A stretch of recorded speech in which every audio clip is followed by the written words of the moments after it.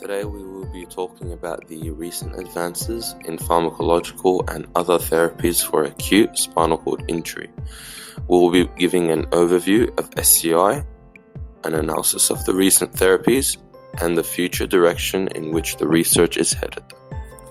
Spinal cord injury refers to any damage that occurs to the nerves from the base of the brain through the canal of the spinal column. The injury results in loss of sensation and loss of motor function. Neurons do not regenerate, therefore spinal cord injury is irreversible. The spinal cord is divided into three regions: cervical, thoracic, and lumbar. The higher up the injury along the spinal column, the more severe the potential outcome. According to World Health Organization, approximately 250 to 500,000 new cases are recorded yearly. In Australia, there are over 15,000 cases of SCI. 84% of those cases are male, and the main cause of the injury is motor vehicle accidents. People with spinal cord injury are 2 to 5 times more likely to die prematurely than people without SCI. SCI is associated with the risk of developing secondary conditions that can be life-threatening, such as deep vein thrombosis, and spinal cord injury has high medical bills. The first therapy is NeuroRegen Scaffolds and bone marrow mononuclear cells.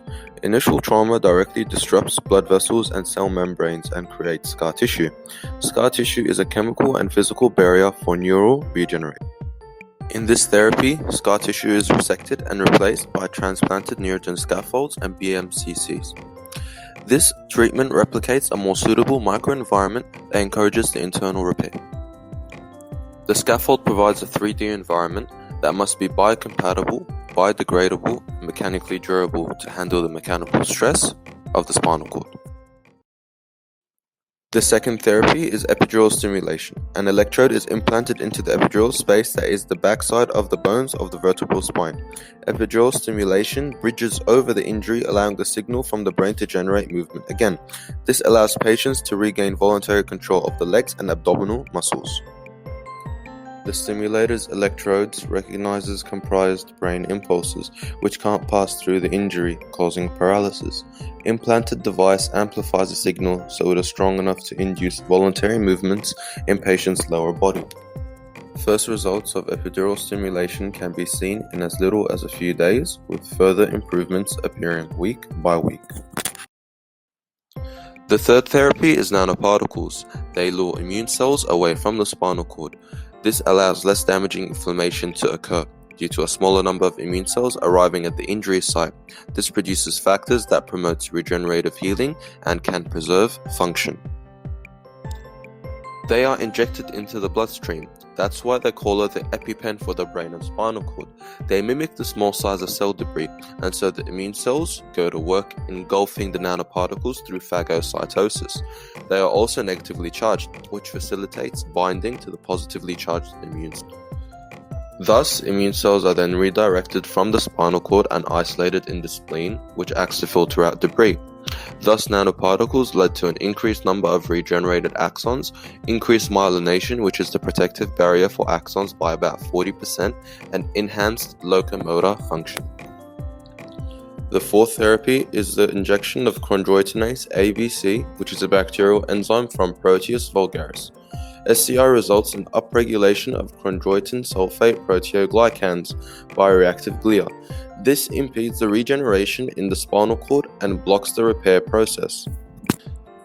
The enzyme breaks down these molecules, thereby promoting nerve regeneration and functional recovery. It also encourages plasticity, which allows undamaged neurons to sprout and take over the function of the damaged neurons. It is delivered utilizing viral vectors through gene therapy. This ensures long-term release. In addition, CHABC molecules are large, and its diffusion using other methods would be restricted. This delivery method is optimal as it results in its expression over a much larger area of the cord. In recent years, we saw promising preclinical strategies that combat the devastating effects of spinal cord injury that are progressing towards clinical trials. Individually, these treatments only produce modest levels of recovery in animal models. Clinical trial designs in the future will eventually also need to align with this notion. There are 7 targets for therapeutic interventions following spinal cord injury: reduction of secondary damage, replacement of cells lost, removal of inhibitory molecules, regeneration to enhance spontaneous reparative and regenerative responses, resupply of neurotrophic support to improve survival and direct axonal growth, remyelination of regenerated, replaced, or spared axons, and rehabilitation strategies to reshape neural connections and induce neuroplasticity.